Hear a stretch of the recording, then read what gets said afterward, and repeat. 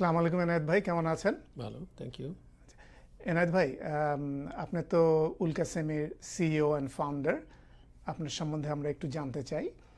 তা let's start with আপনার ছোটবেলা সম্বন্ধে। আপনি কোথায় বড় হয়েছেন, কি ধরনের স্কুল কলেজে পড়েছেন, এগুলা দিয়ে শুরু করি। Thank you Reza, this is very interesting topic. আমার চাইল্ডহুডটা ভেরি ইন্টারেস্টিং ছিল। আমি আমার স্কুল লাইফ শুরু করেছি করাচি, পাকিস্তানে। আচ্ছা। তো আমি আমার kindergarten, first grade, second grade I was in Karachi. সত্যি কথা বলতে উইয়ার ইন উর্দু মিডিয়াম। তারপরে আমার আব্বা ট্রান্সফার হয়ে যখন ঢাকা চলে আসলো পাকিস্তান টাইমে, তখন I had a hard time getting admission in Dhaka, কারণ আমি বাংলা জানতাম না, একদম জানতাম না বাংলা। লিখতে পড়তেও পারতাম না, জানতাম না। Suddenly a big shift from Urdu medium to Bangla medium. যাই হোক, আমি ভর্তি হলাম পরে একটা church school next to Holy Cross College, একটা ছোট্ট চার্চ স্কুল আছে। The father was kind enough to admit me even though I didn't know Bangla that well. তারপরে থার্ড গ্রেডে পড়লাম Tejgaon Polytechnic High School. So every year up till fifth grade প্রত্যেক বছর আমাকে school change করতে হয়েছে। সো থার্ড গ্রেডে ছিলাম তেজগাঁও পলিটেকনিক, ফোর্থ গ্রেডে ছিলাম স্টাফ ওয়েলফেয়ার প্রাইমারি স্কুল মতিঝিলের কাছে। তারপরে আব্বা ট্রান্সফার হয়ে গেলেন কুমিল্লাতে। দেন ফিফথ গ্রেডে আমি কুমিল্লা মডার্ন স্কুলে ভর্তি হলাম। So there is a big shift in terms of culture. আর ওই টাইমে Karachi was the capital of Pakistan. Karachi আর ঢাকার ভিতরে বিগ ডিফারেন্স। একটা মনে হলো করাচিতে ঢাকা আসলে মনে হলো একটা মফস্বল শহর। Now you can imagine you go from Dhaka to Comilla, it's a big shift. মানে চিন্তা করা যায়, আমরা খুব ডিপ্রেসড হয়ে গেলাম যে আমরা হঠাৎ করে এত মফস্বলের দিকে চলে গেলাম। ওই সময় ঢাকার নিউজ পেপার একদিন পরে যেত কুমিল্লা। সো ক্লাস ফাইভে কুমিল্লায় মডার্ন স্কুলে পড়ার পর একটা স্টেবিলিটি আসলো। সিক্স গ্রেড থেকে একদম ম্যাট্রিক পর্যন্ত আমি কুমিল্লা জেলা স্কুলে ছিলাম। তো আমি আমার ম্যাট্রিক কুমিল্লা জেলা স্কুল থেকে পাশ করেছি। ওই সময় আইয়ুব খানের সে 69-এ সে গণ অভ্যুত্থান সব কিছু, আমি তখন কুমিল্লা জেলা স্কুলে। যখন প্রথম পাকিস্তানের ইলেকশন হলো 70 সনে, আমরা কুমিল্লায় ছিলাম। তারপর ঢাকা কলেজে চলে আসলাম 1970-তে। ঢাকা কলেজ যখন আসলাম, ঢাকা কলেজটা ছিল খুবই ইন্টারেস্টিং একটা টাইম। অ্যাজ ইউ নো যে আমাদের স্বাধীনতা যুদ্ধ সব কিছু, আমি তখন ঢাকা কলেজে ছিলাম। So we have seen the big change, big shift, everything. আমাদেরও অনেক পার্সোনাল লস হয়েছে 71-এর কথা আমি জীবনে ভুলবো না। দিস ইজ সামথিং আমাদের লাইফ টাইমের একটা মেমোরি। তারপরে ঢাকা কলেজ থেকে আমি পাশ করে আমরা বসেছিলাম, যেহেতু মুক্তিযুদ্ধের জন্য আমাদের অনেকগুলো সেশন লস হয়েছে। দেন আই জয়েন্ট, আমি বুয়েটে অ্যাডমিশন হয়েছি, বুয়েটে ভর্তি হয়েছি। বুয়েটে আমরা 74-এ ঢুকেছি। সো 74-এর মার্চে ঢুকে 77-এ ডিসেম্বর, 78-এ জানুয়ারির মধ্যে আমরা বেরিয়ে গেছি। একটা জিনিস বুয়েটে ভালো হয়েছে যে আমাদের কোনো সেশন লস হয়নি। আমাদের সময় থেকে কোয়ার্টার চালু হয়েছে, সেমিস্টার সিস্টেম চালু হয়েছে। এবং আমরা আসলে আমাদের বুয়েটে থাকা অবস্থায় অনেক কিছু রাজনৈতিক পট পরিবর্তন হয়েছে 75-এর অল দোজ থিংস। আমরা তখন কিন্তু বুয়েটে, কিন্তু আমাদের কোনো সেশন লস হয়নি। বুয়েট থেকে বেরিয়ে যাওয়ার পরে আমি বাংলাদেশ ছেড়ে চলে যাই। আমি 78-এ আই লেফট দ্য কান্ট্রি। আমি বাংলাদেশে কখনো আমার চাকরি করা হয়নি, আমি লিবিয়াতেই চলে গেছিলাম। I was actually also planning to go two IIT Bombay. আমি বাংলাদেশে একমাত্র স্কলারশিপ পাইছিলাম, ফুল স্কলারশিপ ফর 2 years। বাট যেহেতু পুরো ক্লাস যাচ্ছিল এবং এমটেক করলে ইয়েতে আইআইটি থেকে আমাকে স্টিল ইউএসএ যাওয়া মাস্টার্স করতে হবে, বিকজ দ্যাট টাইম আমাদের দেশের ডিগ্রিগুলো অ্যাকসেপ্টেড হতো না USA. So I thought that I'd rather go to Libya, earn some money, then go to USA. So that's how I end up there. ওখানে 3-4 বছর কাজ করেছি পাওয়ার ডিস্ট্রিবিউশনের উপরে। And then I came to United States in 1982। আমার admission হয়েছে Oregon স্টেটে। অরিগন স্টেটে আমি মাস্টার্স করেছি ইলেকট্রিক্যাল অ্যান্ড কম্পিউটার আর্কিটেকচারের উপরে। অ্যান্ড দেন আমি এএমডিতে জয়েন করেছি অ্যাজ এ ডিজাইন ইঞ্জিনিয়ার 1984-এর মার্চে। আমার গ্র্যাজুয়েশন আগে আমার চাকরি হয়ে গেছিলো। অ্যান্ড দেন এএমডিতে আমি 88 পর্যন্ত কাজ করে ছেড়ে দিয়ে 4 বছর কাজ করেছি ওকি সেমিকন্ডাক্টরে। দেন আমি ওকি ছেড়ে আবার এমডিতে ব্যাক করেছি। অ্যাটলিস্ট 2000 পর্যন্ত আমি এমডিতে ছিলাম, 99-এর শেষ পর্যন্ত। তারপরে আমি একটা স্টার্ট আপে জয়েন করছিলাম ভার্চুয়াল সিলিকন। সেখান থেকে আমি আরও একটা স্টার্ট আপে চলে গেছিলাম, সেটার নাম হচ্ছে সিনটেরা কমিউনিকেশন। সো প্রত্যেকটা কোম্পানিতেই আমি বিভিন্ন রোলে কাজ করেছি, ডিজাইনে বা ডেভেলপমেন্টে অ্যান্ড অল দোজ থিংস। সবচেয়ে টাফ জব ছিল লাস্ট যেই স্টার্ট আপে ছিলাম, আমাকে লিটারি একটা হিউজ চিপের পুরো ডেভেলপমেন্টটা ম্যানেজ করতে হয়েছে। বাট আনফর্চুনেটলি 9/11 পরে 9/11-এর পরে টেলিকম বিজনেস ক্র্যাশ করলো। আমরা যে চিপটা চিপটা বানানো হয়েছিল সাকসেসফুলি, আমরা প্রায় $6 million উঠেছিলাম ওই চিপের জন্য। Then the investor gave another $1.6 million and there was some buyer to acquire company. But 9/11-এর পরে সমস্ত টেলিকম বিজনেস স্লো ডাউন করলো। 2003-তে আমাদের কোম্পানি অফিসিয়ালি বন্ধ হয়ে গেল। This is first time in my life I lost my job. But একটা প্রতিজ্ঞা ওই সময় করলাম যে আর চাকরি খুঁজবো না, I will not be looking for job, because start up it was very tough environment ছিল, এবং আমি ভাবলাম যে I need a break. So 2003-তে আমি আর চাকরি খুঁজি নেই। বাট একটা ইন্টারেস্টিং জিনিস হলো, ওই টাইমেই Bangladesh government decided to open a কি বলে IT center in Silicon Valley. Okay, so somehow I got a call from আমাদের ইব্রাহিম ভাই ছিলেন, যিনি প্রেসিডেন্ট ছিলেন তখন AAB এর। উনি বললেন যে he was looking for someone to run that office. So I was not sure whether I was qualified to do the job. But so আমি চিন্তা করে দেখলাম যে আমার ওয়াইফের খুব ইন্টারেস্ট বাংলাদেশের জন্য কিছু করা, যাতে আমি কিছু করি। আর বাংলাদেশের সাথে আমাদের বিরাট গ্যাপ হয়ে গেছে, আর আমি কোনোদিন কাজ করিনি।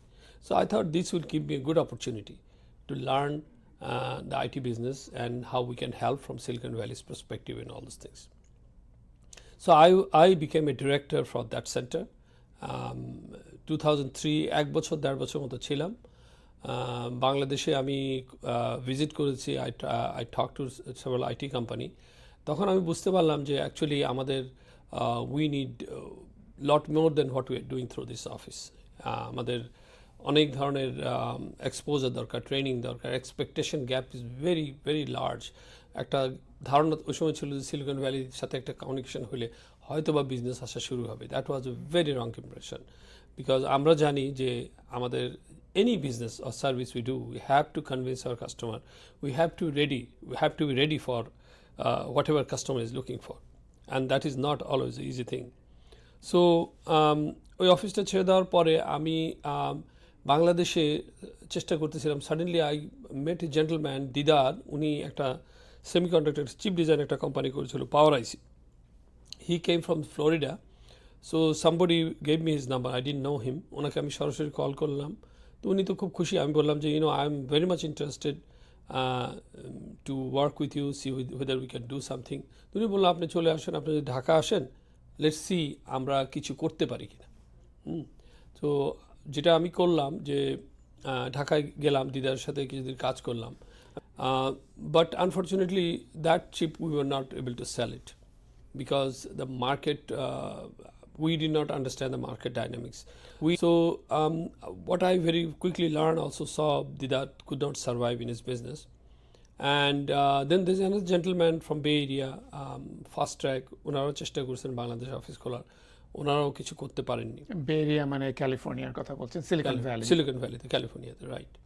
সো যাই হোক, আমি অনেক কিছু চেষ্টা করলাম, ব্যাক অ্যান্ড ফোর্থ করলাম। পরে আমার ওয়াইফ আমাকে একটা জিনিস জিজ্ঞাসা করলো যে maybe we should permanently try to move back to Bangladesh, and once we are there maybe it will be easier for us to see things very differently. তো আমি সেমিকন্ডাক্টর যেটা বেশি চিন্তা করতেছিলাম, whether we can do something on the solar area. Solar is a big market, but we wanted to come up with some sort of paddle panel solution earlier. But anyway, 2007-এ আমি বাংলাদেশে চলে যাই। 2007-এর 4-5 তারিখে ঢাকায় যে পৌঁছলাম, ভাবলাম যে দেখি কি করা যায়, একটা প্ল্যান করতেছি। কিন্তু তখনই হঠাৎ করে 1/11 হয়ে গেল। 1/11 হয়ে যাওয়ার পরে whole business environment change. So যারা local businessman, they were not eager to start any business, do any business. Banks were not ready to lend any money. একটা কেমন যেন একটা অস্বস্তিকর পরিবেশ শুরু হয়ে গেল জানুয়ারি থেকে few months. তো আমি কিছুদিন অপেক্ষা করে আমি I was discuss with my wife যে আয়শা যেহেতু চলে এসছি অলরেডি, আমাদের অলরেডি সমস্ত ফার্নিচার শিপ করে দেওয়া আছে, ফার্নিচারও পৌঁছে নেই তখন। তখন আমি বললাম যে না লেটস, যেহেতু আমি সেমিকন্ডাক্টর বুঝি, যদিও আমি জানি it's very difficult area, why don't I start that, because at least that's what my expertise is. অন্য জায়গায় আমাকে হয়তো মার্কেট ভালো হতে পারে, বাট আমাকে অন্য স্ট্র্যাটেজি নিতে হবে। সেমিকন্ডাক্টর অ্যাটলিস্ট আমি কিছুটা হলেও বুঝি। তখন আমার সাথে ঢাকার কিছু লোকাল বিজনেসম্যানও একসাথে কাজ করার কথা ছিল। তারা বললো যে দে উইল বিকাম পার্টনার, ফান্ডিংয়ের জন্য কোনো চিন্তা করতে হবে না, কিন্তু সোলারটা বুঝে লোকজন। এবং panel solution is very easy to explain people what we are trying to do. If it is a right cost, right ইয়েতে হয়, তাহলে এটা করা সম্ভব। এবং এটার কিছু চিপার সলিউশনও আমরা বের করেছিলাম, হ্যাঁ, যাতে লোকালি আমরা চিপার প্রডিউস করতে পারি। কিন্তু আপনি যখন সেমিকন্ডাক্টরের কথা চিন্তা করছেন তখন তো হার্ডলি বাংলাদেশে সেমিকন্ডাক্টর নিয়ে কোনো কাজ হতো। ওই যে দিদার করছে আর ইয়ে করছে, এরপর আর কোনো কাজ হতো না। So there was not that much encouragement to start another fail project, সেটা আর কি। যাই হোক, তবু আমি বললাম যে ঠিক আছে, আমি 4 জন ইঞ্জিনিয়ার নিয়ে শুরু করলাম যে আমি ছোট্ট একটা অফিস ভাড়া নিলাম যাতে কস্টটা ম্যানেজ করতে পারি। বাংলাদেশে একটা ভালো জিনিস হচ্ছে ইট was A manageable cost. So ভাবলাম যে এটা কোথায় অফিস ছিল আপনার? অফিস বাড়িধারে ডিওএইচএস, এই ছোট্ট একটা অন্ধকার একটা ঘরে 4 জন যাতে কোনো মতো বসতে পারে, এরকম একটা অফিস নিলাম।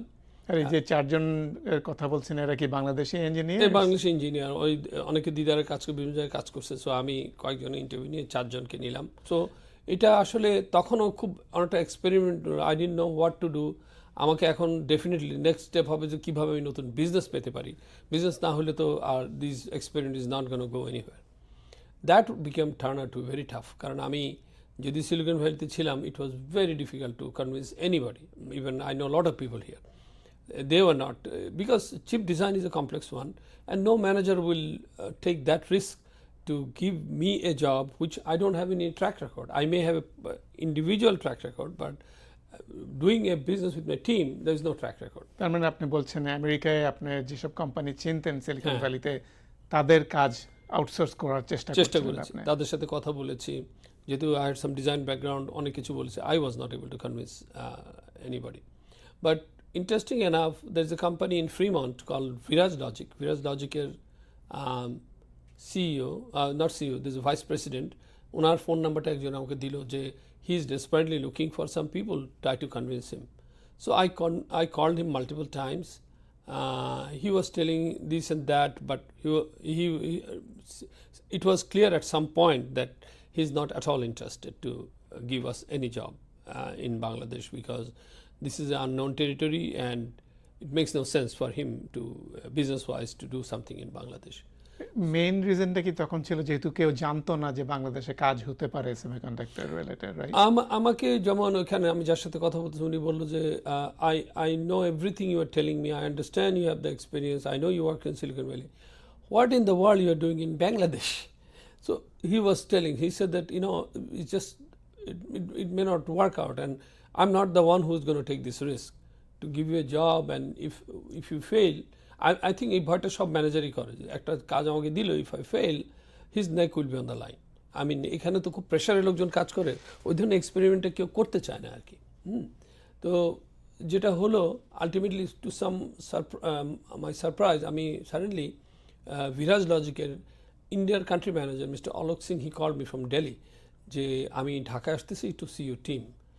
I was very surprise. So যাই হোক, উনি আসলো, ওনার সাথে রিসিভ করলাম, কথা হলো। He never came to, Alok Singh never been to this part of Indian subcontinent. So Dhaka দেখে তার খুব পছন্দ হলো। সো অলোক আমাকে give very good piece of advice যে, you know Enayet, let me tell you one thing, that was year 2007। বললো যে ইন্ডিয়াতে severe shortage of layout resources. আমি আসলে লেআউটে কাজ করতাম না, আমি কাজ করছি ডিজাইনে, but we work with the layout resource. তখন অলোক আমাকে বললো যে তোমাকে ডিজাইনে কেউ কাজ দিবে না তো, you'll never find any job right way, why don't you start with the layout, get your foot in to the door, তারপরে তোমার জন্য ইজি হবে, then everybody knows and it make sense. তখন ভিরাজ সে আমাকে বললো যে আমি তোমাকে একটা কাজ দেবো ভিরাজ লজিকের, তুমি এই কাজটা করো, prove yourself, and then it will be easier. আমি বললাম ফ্যান্টাস্টিক। সো আমাদের প্রথম জব হয়েছে ভিরাজ লজিকের, আমরা 4 জন ইঞ্জিনিয়ার আমরা কাজ করেছি এবং সেই কাজটা আমরা আমাদের অনেক মোটামুটি একটা ভালো একটা সাইজেবল কাজ ছিল এবং কাজগুলো আমরা কমপ্লিট করে দিয়েছিলাম within the time. They paid us very quickly and it was a success story. এটা কি আপনার ওই 4 ইঞ্জিনিয়ার নিয়েই তখন? 4 ইঞ্জিনিয়ার নিয়ে করছি। ওয়েল, এটার কিছু কাজের জন্য আমাকে ব্যাঙ্গালোর যেতে হয়েছে। আমি মানে প্রজেক্টের যে জিনিসটা তখন রিয়েলাইজ করছি যে I can't afford to fail this project. There is no way, I told my guys, failure is not an option and be honest. আমি জানি যে ঢাকার ছেলেরা সব কিছু বুঝতেছে না কী করতে হবে। So I had to go to Bangalore. আমি ব্যাঙ্গালোরে গেছি, I know I have some contact, আমার পরিচিত ছিল, and hire some people Bangalore to guide these people and also do some scripting and all other things. Make sure that Dhaka থেকে আমরা delivery করতে পারি। ঢাকায় যে আপনি যাদেরকে হায়ার করেছিলেন তারা তো এই ধরনের কাজ তার আগে কখনো তারা করে এই নাই। ধরনের কাজ করে না। তা আপনার এক্সপেরিয়েন্স মানে এই যে বাংলাদেশের ছেলেরা যারা আমি জানি না হয়তো বা বিভিন্ন বুয়েট কিংবা অন্য ইউনিভার্সিটি থেকে এসছে, তারা কি তাড়াতাড়ি পিক আপ করতে পেরেছে? তারা হচ্ছে কি তাদের কিছু layout experience, some of them work with Didar, right? So আমাদের কাজটা একটু ডিফারেন্ট ছিল, বাট ইটস ডুয়েবল বিকজ তাদের ওই এক্সপিরিয়েন্সটা হেল্প করছে। যেহেতু এটা লেআউটের কাজটা রিলেটিভলি ইজি ছিল compare to design work, so that is also help us. And আমি মনে করি যে ইট was a good entry also. আমার মনে হয় যে কোনো কান্ট্রি ঢুকতে চাইলে this is a good place to enter. Enayet ভাই, আপনি ওই 4 জনের ইঞ্জিনিয়ার নিয়ে শুরু করলেন, এটা বললেন 2007 না? জি, 2007। আর এখন কোথায় আছেন আপনারা? এখন উল্কার অবস্থা? এখন Ulka is trying to reach about 400 world wide, and আমাদের 4টা লোকেশন অফিস আছে, ঢাকায়, ইন্ডিয়া, ব্যাঙ্গালোরে, then Silicon Valley and Toronto, Canada, team in Ottawa also. প্রথম যে কোম্পানির সাথে আপনি কাজ করেছিলেন তারা তো অত বড় কোম্পানি ছিল না। এখন আমি শুনেছি যে আপনারা অনেক বড় বড় কোম্পানির সাথে কাজ করেন, রাইট? এগুলো কি নাম বলা সম্ভব? শিওর, আমরা এখন বড় বড় কোম্পানির সাথে কাজ করতেছি, যেমন অ্যাপল, তারপরে সিনপসিস, আদার বিগ কোম্পানি, টিআই, ওদের সাথে সবার সাথে আমরা এখন কাজ করতেছি। অ্যাপল তো সিলিকন ভ্যালির ওয়ান অফ দ্য প্রিমিয়ার কতদিন ধরে কাজ করছেন? তাদের সাথে আমাদের প্রায় 4 বছরের উপরে হয়ে যাচ্ছে, and they are extremely happy. তারা আরও লোক চাচ্ছে অ্যাজ উই স্পিক টুডে। আমরা অলমোস্ট 35-40-এর কাছাকাছি লোক কাজ করতেছি অ্যাপলের জন্য, এবং আমরা ওদের খুব ক্রিটিক্যাল কাজ করতেছি। সো এবং আমাদের মানে বেশিরভাগ টিমই ঢাকা থেকে আসা, সবাইকে ঢাকা থেকে নিয়ে এসছে। দ্যাটস ভেরি ইন্টারেস্টিং, কারণ খুব কম মানুষই আমার ধারণা যে জানে যে অ্যাপলের কাজ বাংলাদেশের ইঞ্জিনিয়াররা করছে। এবং আপনি বললেন 30-35 জন ইঞ্জিনিয়ার, এরা কি এই লোকালি আমেরিকায় চলে এসে কাজ করছে না? চলে এসে কাজ করে, because Apple will not allow anybody to work outside USA or Canada. আচ্ছা, যে ছেলেগুলোর কথা, ছেলে বা ছেলে মেয়েদের কথা বলছেন, এরা কি সবাই ঢাকা থেকে আসা? বেশিরভাগই সব, অলমোস্ট 90+% লোক ঢাকা থেকে আসে। আমরা লোকালি কানাডাতে হায়ার করেছি, এখানেও লোকালি হায়ার করেছি। আমরা যে অফিসে এখন কাজ করছি এখান থেকে বোধহয় কি অ্যাপল খুব কাছাকাছি? অ্যাপল কাছেই, এবং অ্যাপলের একটা বড় বিল্ডিং এর যে স্টিভেন্স একটা বড় একটা নিচের বড় ফ্লোর আমাদের জন্য দেওয়া, কিন্তু আমাদের এক্সপানশন এত হয়ে গেছে, সবার জায়গা হচ্ছে না। সো আমাদের এই অফিসেও বেশ কয়েকজন অ্যাপলের এমপ্লয়ি বসে, তো আমরা ভাগ করে নিচ্ছি।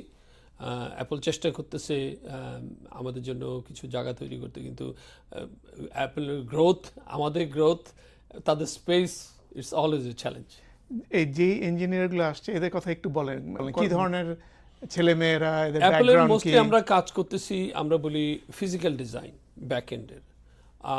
ওদের আসলে হয়েছে কি, আমরা খুব লাকি কেন বলবো, সামহাউ ওরা ফাউন্ড আউট অ্যাবাউট আস। কারণ অ্যাপল এত বড় একটা কোম্পানি, অ্যাপল আমাকে কীভাবে আবিষ্কার করলো আমি ঠিক জানি না, কিন্তু সিলিকন ভ্যালিটা খুব ছোট জায়গা সত্যি কথা বলতে কি। If you are looking for some specific skill set with specific people, engineering resource you are looking for, তাদের সংখ্যা কিন্তু খুব বেশি না। আমরা ঢাকাতে বসে কিছু কাজ করতেছি very state of the art, very advance টেকনোলজিতে। Somehow Apple found out about it, and Apple specifically needed those kind of people. সেই জন্য, এবং আমি ইন্টারেস্টিং না, আমি এখানে অ্যাপলের ম্যানেজারকে যোগ করে বলতেছিলাম যে তোমার এখানে কি লোকের শর্ট হয়েছে, how in the world you are. সে বললো যে আমার সামনে এখন 5,000 রেজুমি আছে, 5,000 রেজুমিস, বাট আমি এই ধরনের লোক খুঁজতেছি না। আমি স্পেসিফিক এই skill set and we found out that তোমরা এই ধরনের কাজ করতেছো, এই ধরনের কাজ লোক আছে এখানে, but they are all busy, it's very hard to find. So and you know availability, cost সব কিছু মিলে তারা দেখলো যে মানে আমাদের কোম্পানির সাথে কথা বললে হয়তো বা সুবিধা হবে। তো এটা বোধহয় সিলিকন ভ্যালির একটা পজিটিভ ক্যারেক্টারিস্টিক, যেখানকার কোম্পানি দে ডোন্ট কেয়ার যে কোথা থেকে মানুষ আসছে, as long as you have the skills right and you can deliver, they're willing to take people from anywhere. Right, because they're under tremendous pressure. They have to deliver. They have to get job done, right?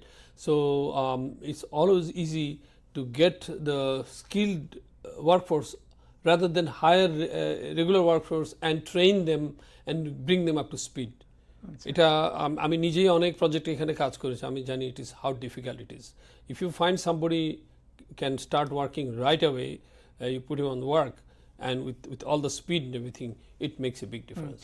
তো যেই ছেলে মেয়েগুলা কাজ করছে এদের background কি, মানে আমি এটা কোশ্চেনটা জিজ্ঞাসা করার উদ্দেশ্য, কেউ যদি আপনার ইন্টারভিউ দেখে কোনো এখনকার কোনো ছাত্র, কোনো ইউনিভার্সিটি কলেজের ছাত্রছাত্রী, তারা যদি ইন্টারেস্টেড হয় তাহলে তারা বুঝতে পারবে যে কী ধরনের পড়াশোনা করা দরকার, কী ধরনের কোন লাইনে স্কিলস দরকার, একটু কি বলবেন? শিওর। সো আমরা প্রথমে তো ব্যাক এন্ডে লেআউটের রিসোর্স প্রথমে নিছি। Ulkasemi probably one of the largest layout resources in the world আমি বলতে পারি, কারণ আমাদের হিউজ লেআউট রিসোর্স। এটা আমরা ইনিশিয়ালি শুরু করছি ঠিক বুঝে করছি ঠিক না, এটা জাস্ট তো they are all electrical engineer. If they have VLSI background which is good, VLSI background না হলেও আমরা হায়ার করে আমরা ট্রেন করছি। ইনিশিয়ালি আমাদের যেটা সবচেয়ে বড় সুবিধা ছিল যে since we are the only game in town, we were able to go to all those universities and we have the luxury to pick and choose best and the brightest and brought them to our company. So এটা একটা unparalleled resource তৈরি হয়ে গেছিল।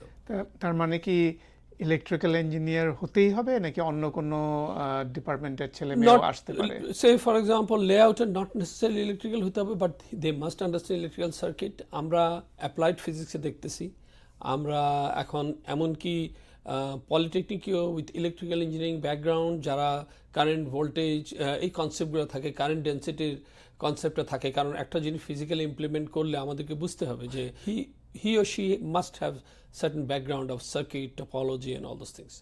এটার জন্য যে একদম electric engineering অনেক কিছু পড়ায়, that depth of knowledge will help, any knowledge will help, but not necessarily ওই নলেজের দরকার আছে। আর যেটা হয় যে লেআউটের ভিতরে যারা লিড করতেছে দে মে থিঙ্ক মাচ ডিপার দেন যারা যেটাকে ইমপ্লিমেন্ট করতেছে, they can always gradually learn those things. আর যে ছেলে মেয়েরা ধরেন আসতে চায় এই লাইনে, আপনি বললেন তাদের একটু ভিএলএসআই এর ব্যাকগ্রাউন্ড থাকলে ভালো, সুতরাং থার্ড ইয়ার ফোর্থ ইয়ারে ওই ধরনের কোর্স নিলে বোধহয় সুবিধা। রাইট। সো আমরা এখানে ঢাকায় যখন শুরু করলাম 2007-এ, তখন খুব বেশি ইউনিভার্সিটি ওরকম ভিএলএসআই কোর্স অফার করতো না, কয়েকটা হাতে গোনা ইউনিভার্সিটি। বাট আমরা যেটা করতে পারলাম যে উই ক্রিয়েটেড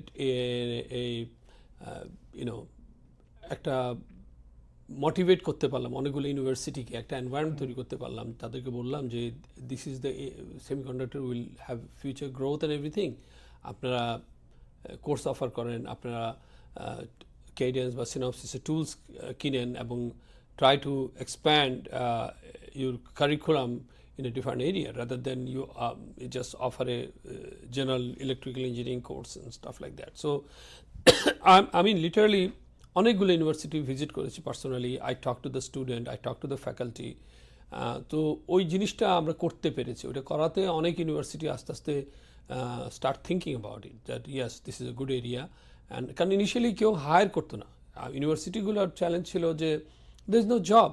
সো আমরা তখন যেহেতু অলরেডি লোক হায়ার করা শুরু করলাম, that create some interest. So there are people যারা দ্য টিচার যারা এই কোর্সগুলো অফার করা শুরু করলো। তো ওই প্রসেসটা শুরু হয়েছে। এখন অনেকগুলো ইউনিভার্সিটির, আমার মনে হয় Dhaka at least 15 to 20 university has Cadence tool, তারা ভিএলএসআই অফার করতেছে। যেটা আমি চ্যালেঞ্জ দেখতেছি সেটা হলো যে not enough faculty. We need lot of faculty. We need lot more than what is happening today. for us to grow even further. আচ্ছা, তো এটাই কি যে এনআরবিস যেমন বাংলাদেশি ইঞ্জিনিয়ার্স যারা ধরেন আমেরিকা কিংবা অন্যান্য দেশে আছে তারা কি হেল্প করতে পারে এটা Definitely. আমাদের diaspora can make a big difference. Semiconductor industry ইন্ডিয়াতেও গেছে। আমি যখন শুরু করছিলাম তখন ইন্ডিয়া চায়নায় কিছু ছিল না, and it started with diaspora যারা এখানে আছে, because this very complex things. Multinational company went to India, so this is one area we should look at it. আমার মনে হয় যে বাংলাদেশে ইদানিং যে নিউ গভর্নমেন্ট আসছে, some of the things I definitely would like to request them to start looking into negotiate with different country like Korea, China, Taiwan, all those countries to open their office in Bangladesh. That will help grow our resources much faster. আচ্ছা, 70s এর দিকে বাংলাদেশে garments industry বলে কিছু ছিল না, there was zero, আর সেটা এখন about $50 billion ইন্ডাস্ট্রিতে রূপান্তরিত হয়েছে। আপনার কি মনে হয় যে সেমিকন্ডাক্টরে এই ধরনের কোনো সম্ভাবনা আছে? Well, let me tell you this. When I started in Silicon Valley, India had zero. India is exporting $100 billion semiconductor. They have a $100 billion business from zero to $100 billion. So it is possible. We have to do the right measure. আপনার মতে সব top challenges কি এখন এই গ্রোথের জন্য বাধা হয়ে আছে? চ্যালেঞ্জ অনেকগুলো আছে। একটা চ্যালেঞ্জ হলো যে আমরা যেহেতু পিছিয়ে আছি, সো আমাদের জন্য হয়তো আর্লিয়ার যদি আমরা ম্যানুফ্যাকচারিংয়ে ঢুকতে পারতাম, হয়তো আমাদের অনেক গ্রোথ হতে পারতো। এখন ডেফিনেটলি মালয়েশিয়া একটা পজিশনে চলে গেছে, আমাদেরকে ডিফারেন্ট স্ট্র্যাটেজি নিতে হবে। সো এটা একটা চ্যালেঞ্জ। আরেকটা চ্যালেঞ্জ হলো যে আমাদের দেশে এখনও অ্যাওয়ারনেসটা, সেমিকন্ডাক্টর নলেজটা, সেমিকন্ডাক্টর ইম্পর্টেন্সটা এখনও লোকজন ওরকমভাবে রিয়েলাইজ করতেছে না। যদি ইদানিং বেশ কিছু কথা হচ্ছে কিন্তু কেউ বুঝতে পারতেছে না যে how to go about it. So this is one thing. আমাদের education system is a challenge. আর অ্যানাদার জিনিস যেটা সেটা হলো গভর্নমেন্ট ইনভলভমেন্টটা খুব ইম্পর্টেন্ট। গভর্নমেন্টকে আমি অনেক দিন ধরে বোঝানোর চেষ্টা করতেছি। আই হোপ আমাদের যে নিউ গভর্নমেন্ট এসছেন ওনারা হয়তো আরও ভালোভাবে প্র্যাগমেটিকভাবে এটাকে দেখবেন। আমাদের উচিত, দ্য চ্যালেঞ্জ হচ্ছে যে বিভিন্ন কান্ট্রিকে কনভিন্স করা, তাদের সাথে জয়েন্ট ভেঞ্চারে কাজ করা, ম্যানুফ্যাকচারিংতে খুব তাড়াতাড়ি ঢোকা, আমাদের নলেজ ইন্ডাস্ট্রিকে গ্রো করা। অ্যান্ড কান্ট্রি লাইক বাংলাদেশ যেখানে আমাদের population dividend is so great. আমি একটা ভেরি ইন্টারেস্টিং কথা বলি যে recently we are talking about Gen Z. আমি কালকে আমার এইচআরের সাথে কথা বলতেছিলাম। আমি বললাম, can you tell me how many Gen Z Ulkasemi has? You'll be surprise, I have more than 150+ Gen Z people. আমরা ইনশাল্লাহ এই বছর আরও 100 অ্যাড করতে চাচ্ছি। And I am very hopeful for this generation. They have demonstrated, looks like they are a different generation that's coming for Bangladesh. So আমি যেটা বলবো যে it's a different type of challenge, it's a knowledge industry. Garments আমাদের একটা time গেছে, বাংলাদেশের জন্য বিরাট লাভ হয়েছে। গার্মেন্টস যেখানে জিরো থেকে এখন আমাদের $40-50 billion ইন্ডাস্ট্রি গ্রো করছে। It created lot of jobs, but semiconductor will be a growth for Gen Z. আপনি ইন্টারভিউর প্রথম দিকে আপনার ওয়াইফের কথা বলেছিলেন যে উনি আপনাকে এনকারেজ করেছেন। ওনার সম্বন্ধে বলেন, ওয়াই ওয়াজ শি ইন্টারেস্টেড? কারণ নর্মালি যা হয়, মানুষ একবার বিদেশে আসলে আর দেশে ফেরত যেতে চায় না, কারণ বিদেশে অনেক কিছু সুবিধা আছে যেগুলো দেশে পাওয়া যায় না। একটু বলেন ওনার সম্বন্ধে। ইন্টারেস্টিং। আমাদের আসলে ইট ওয়াজ এ অ্যারেঞ্জ ম্যারেজ, এবং 82-তে আমি চলে আসছি। So we got married in 82, and then she join me. She was going to Dhaka medical college, and she join me here in 83 after finishing her residency in Dhaka. But one thing she was very clear from the day one, that she never thought of settling down any other country. She loved Bangladesh. She wanted to stay in Bangladesh.